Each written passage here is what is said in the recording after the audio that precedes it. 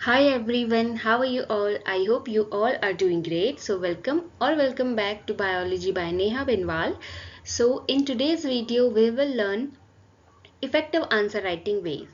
ठीक है, एक स्टूडेंट ने मुझे पूछा था काफ़ी टाइम पहले कि हम कैसे इफेक्टिव आंसर राइटिंग कर सकते हैं अपने एग्जामिनेशन में। ठीक है, तो उससे रिलेटेड मैं ये वीडियो बना रही हूँ। आई एम शेयरिंग माई एक्सपीरियंसेस। ठीक है, मैं अपने एक्सपीरियंसेस शेयर कर रही हूँ। आपका इफेक्टिव आंसर राइटिंग वे अलग हो सकता है, नो प्रॉब्लम।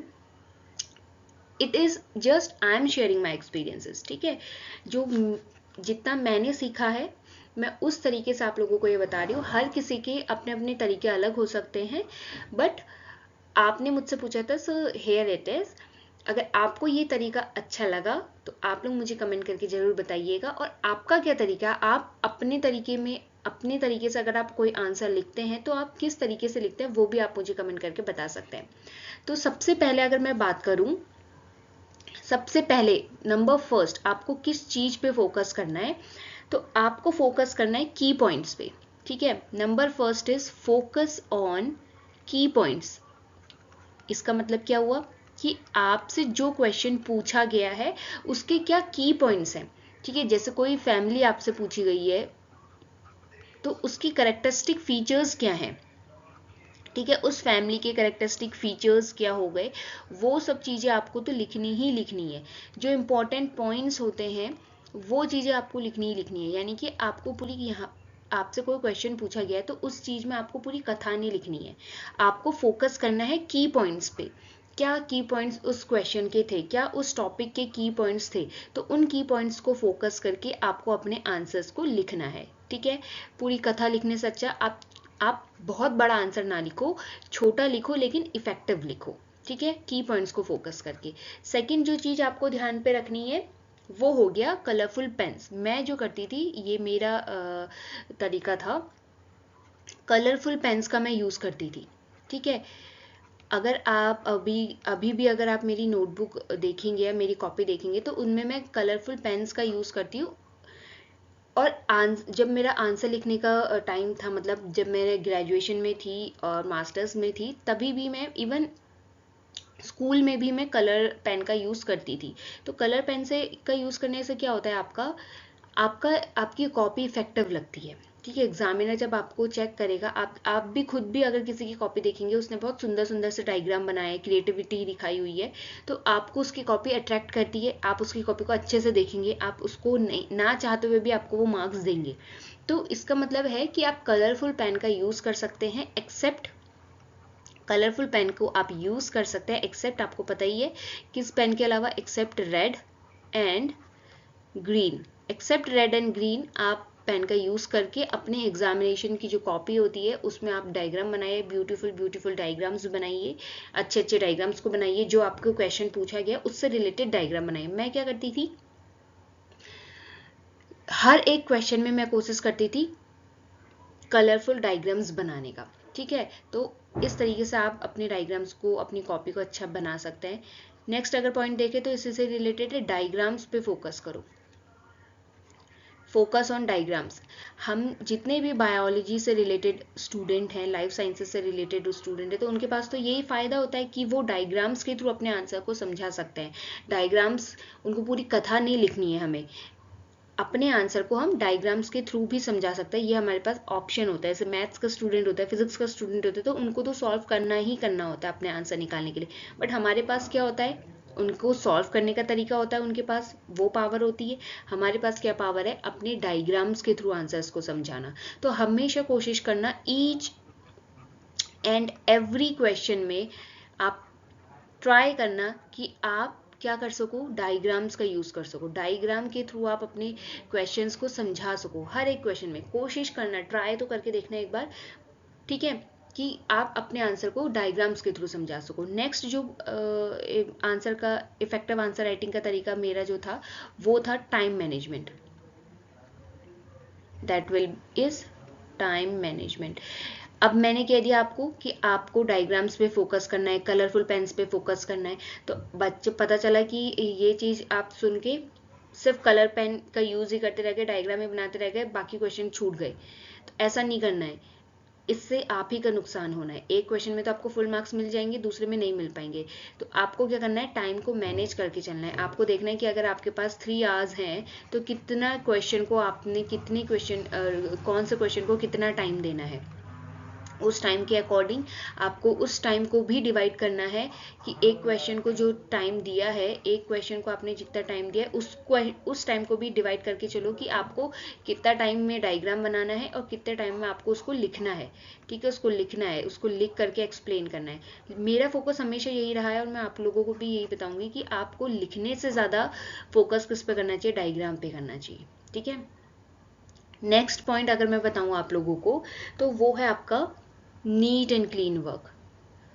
वो है आपका, इस पे दिख नहीं रहा है, नो प्रॉब्लम। वो है आपका नीट एंड क्लीन वर्क। आपका जो काम होना चाहिए, आपकी जो कॉपी होनी चाहिए वो नीट एंड क्लीन होनी चाहिए, साफ सुथरी। ठीक है, साफ साफ काम होना चाहिए आपका, बिल्कुल साफ साफ।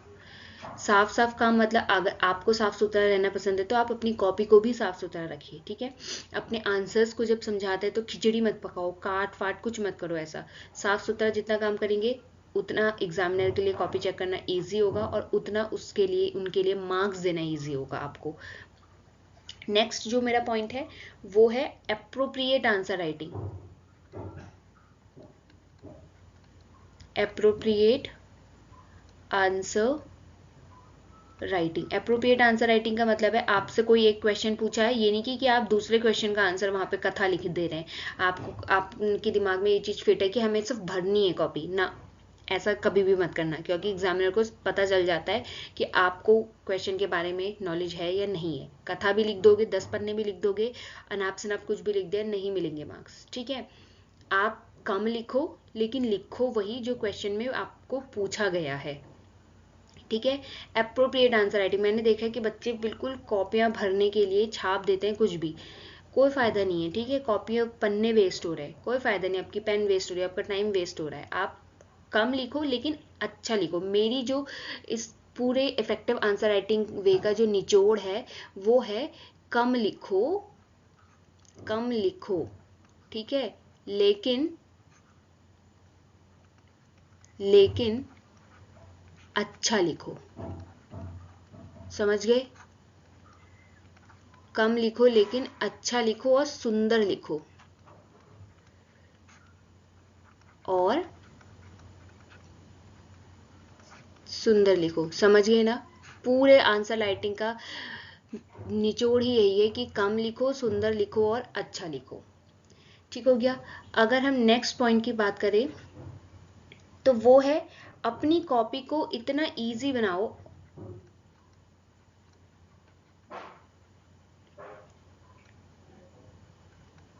फॉर एग्जामिनर, एग्जामिनर के चेक करने के लिए अपनी कॉपी को, अपनी आंसर्स को, अपनी कॉपी को इतना इजी बना लो कि एग्जामिनर को चेक करने में इजी हो। एग्जामिनर को चेक करने में इजी होगा तो वो आपको मार्क्स इजीली दे पाएगा। ठीक है, रख दो वहीं पे। इस स्लाइड में आप लोग देख सकते हैं कि ये मेरा जस्ट एक आपको एग्जांपल है किस तरीके से आप लोग नोट्स बना सकते हैं, अपने खुद के notes as well as exam में भी। ठीक है, तो आपको दिख रहा होगा यहाँ पे मैंने कलरफुल पेन का यूज़ किया है, नीट एंड क्लीन आपको काम दिख रहा होगा। तो आपको क्या करना है, इस तरीके के नोट्स बनाना आपको अपनी हैबिट में डाल लेना है। ठीक है, मेरा मतलब मैंने कब से ऐसे, जैसे हम 9-10 से नोट्स बनाते थे ना, तो तब से ही मैं इसी तरीके के नोट्स बनाती थी, तो वो मेरी हैबिट में था। तो इसीलिए मुझे कोई दिक्कत नहीं हुई एग्जामिनेशन में भी, और मेरा मतलब ऐसे कोई टाइम मैनेजमेंट में दिक्कत नहीं हुई कि मैं सिर्फ डायग्राम पे ही फोकस करते रह गई, लिखना छूट गया या मेरा पेपर छूट गया, ऐसा नहीं हुआ। तो आपको भी अपनी हैबिट बना लेनी है कि आप जब भी नोट्स बनाएं तो इसी तरीके से आप नोट्स बनाएं, और ताकि आप एग्जाम में भी वो आपकी हैबिट रहे। ठीक है, नो प्रॉब्लम। अगर आपका नहीं है ऐसी हैबिट, आपको नहीं पसंद ऐसे काम करना, तो आप थोड़ा सा टाइम को ऐसे इस तरीके से मैनेज करो कि आप एग्जाम में डायग्राम्स पे फोकस कर लो। कलर पेन पे अगर आप नहीं भी कर रहे हो फोकस, तो आप डायग्राम पे फोकस कर लो, और पेंसिल से, पेन से, जो भी आप blue pen black pen use करते हैं उसी से डायग्राम बना लो, लेकिन फोकस ऑन डायग्राम्स। मेरा यहाँ पे मुद्दा कहने का यही है कि फोकस ऑन डायग्राम्स। ठीक है, ये इस तरीके से दूसरा भी आप फोटोग्राफ देख सकते हैं कि किस तरीके से मैंने यहाँ पे यूज़ किए कलर पेन्स। बस हो गया, ये आपको बताने का यही मेरा रीज़न था यहाँ पे कि आप कलरफुल पेन का। मैंने यहाँ पे कोई कथा नहीं लिखी है, आपको दिख रही है मैंने कुछ लिखा है यहाँ पे, लिखा हुआ नहीं है, लेकिन डायग्राम्स के थ्रू पूरा चीज़ें समझ में आ जा रही है कि अच्छा हाँ इसको पता है कि किस तरीके से चीज़ें होती हैं, आंसर क्या है उसका उसे पता है, तो एग्जामिनर के लिए ईजी हो जाएगा आपकी कॉपी को चेक करना एज वेल एज आपको मार्क्स देना। आपको एग्जामिनर के लिए इजी बनाना है कॉपी चेक करने की, ताकि एग्जामिनर के लिए इजी रहे आपकी कॉपी चेक कर पाए और आपको इजीली वो मार्क्स दे पाए। ठीक है, इस ट्रिक को ध्यान पे रखना है। नेक्स्ट जो अगर इम्पोर्टेंट चीज़ मैं आपको बताना चाहूँ तो वो यही है कि आपको करेक्टरिस्टिक चीज़ों पे या की पॉइंट्स पे फोकस करना है। ठीक है, आपको की पॉइंट पे फोकस करना है। आपने करेक्टरिस्टिक लिख दी, की पॉइंट्स आपने लिख लिए, फॉर एग्जांपल आपने 5 की पॉइंट्स लिख दिए, उन 5 में भी हर एक एक लाइन में आपको कुछ ना कुछ ऐसी चीज़ होगी जो बहुत इंपॉर्टेंट होगी, तो उन चीज़ों को आप हाईलाइट करो। हाईलाइट आप ब्लैक पेन से करो, उसके नीचे ऐसे लाइन खींच दो, डबल लाइन खींच दो, उसको ऐसे ऐसे कर दो, या पेंसिल से उसको गोला कर दो, या मार्क कर दो, स्टार बना दो, कुछ भी तरीके से आप उस पॉइंट को हाईलाइट करो। जो पॉइंट आप चाहते हो कि एग्जामिनर सबसे पहले पेज में उस चीज़ को रीड करे, तो उन चीज़ों को आप हाईलाइट करो। ठीक है, ये मेरा कहने का मतलब है कि आपको एग्जामिनर को कॉपी वही इजी बनाना है। ठीक है, इजी करना है उसके लिए कॉपी चेक करना, तो चीज़ों को हाईलाइट करो, की पॉइंट्स लिखो, और की पॉइंट्स में भी चीज़ों को क्या करो, हाईलाइट करो। पूरी कथा लिखने की ज़रूरत नहीं है, 10-15 पन्ने भरने की बिल्कुल ज़रूरत नहीं है। 1 पन्ना, 2 पन्ना, 3 पन्ना लिखो, लेकिन इफेक्टिव लिखो। फॉर एग्जाम्पल अगर आपको मैं एग्जाम्पल के तौर पे समझाऊं, आपको क्वेश्चन आया है माइटोसिस और मियोसिस पे, आपने लिख दिया 15-20 पन्ने लिख दिए माइटोसिस मियोसिस के, बट आपने यही नहीं लिखा है कि माइटोसिस कहाँ देखने को मिलती है, मियोसिस कहाँ देखने को मिलती है, कोई फ़ायदा नहीं है। ठीक है, आपने ऐसे लिख दिया कि एग्जाम्पल माइटोसिस हमें सोमेटिक सेल्स में देखने को मिलती है, माइटोसिस में 2n से डिवीजन होगा 2n का, तो 2n में ही रहेगा। मियोसिस हमें जर्म सेल्स में देखने को मिलती है, 2n से n में कन्वर्ट हो जाते हैं। इतने से पॉइंट से सिर्फ आधे पन्ने, 2 लाइन में, 4 लाइन में एग्जामिनर को समझ में आ गया कि आपको पता है माइटोसिस और मियोसिस में क्या डिफरेंस है, आपको फुल मार्क्स मिल जाएंगे। इसके बाद थोड़ा सा और समझाया होगा आपने, उनकी डिफरेंट फेजेस समझाए होंगे, ईजिली आपको मार्क्स मिल जाएंगे। कुछ कथा लिखने की ज़रूरत नहीं है। मेरे कहने का मतलब यही है कि आपको की पॉइंट्स पे फोकस करना है, आपको करेक्टरिस्टिक फीचर्स पे फोकस करना है, आपको हाईलाइट करना है चीज़ों को, आपको कलरफुल पेन का यूज़ करना है। अगर आप कर सकते हैं, नहीं कर सकते हैं, no problem, it's your choice. आपको टाइम मैनेज करके चलना है एग्जाम में, आपको नीट एंड क्लीन वर्क करना है, आपको अप्रोप्रिएट आंसर लिखना है, आपको जो पूछा गया है वही आपको लिखना है, पूरी कथा नहीं लिखनी है, आपको कोई और आंसर का जवाब नहीं लिखना है वहाँ पे। आपको क्वेश्चन नंबर 1 पूछा गया है तो आपको 1 का ही आंसर देना है, ये नहीं कि आपको खिचड़ी पकानी है, आपको पूरा लिखना है तो आप कुछ भी लिख देना है उसके अंदर ना। ठीक है, आप अपने को स्मार्ट समझ रहे हैं, लेकिन एग्जामिनर आपसे ज़्यादा स्मार्ट है, ऐसा बिल्कुल नहीं करना है। ऐसा करने से गलत इंप्रेशन पड़ता है। ठीक है, नेक्स्ट आपको मैंने बताया वही चीज़ मैं हाईलाइट कर रही हूँ बार बार, आपको अपनी कॉपी ईजी बनानी है। किस तरीके से ईजिली एग्जामिनर आपकी कॉपी से इंप्रेस हो जाए, आपके नोट से इंप्रेस हो जाए, आपके आंसर्स से इंप्रेस हो जाए। ठीक है, आपके नीट एंड क्लीन वर्क से इंप्रेस हो जाए। सो बस मेरा एक्सपीरियंस यहीं तक था। आई होप आप लोगों को वीडियो पसंद आई होगी। अगर वीडियो पसंद आई है तो make sure to like my video, share with your friends, comment down below कि आपका इफेक्टिव आंसर राइटिंग वे किस तरीके से आप करते हैं, और अगर आपको मेरा पसंद आया है तो भी आप मुझे कमेंट कर सकते हैं, और चैनल को सब्सक्राइब जरूर कर लीजिएगा। Thank you so much for watching my video. मिलती हूँ मैं आपको अपनी नेक्स्ट वीडियो में, तब तक के लिए बाय बाय, टेक केयर।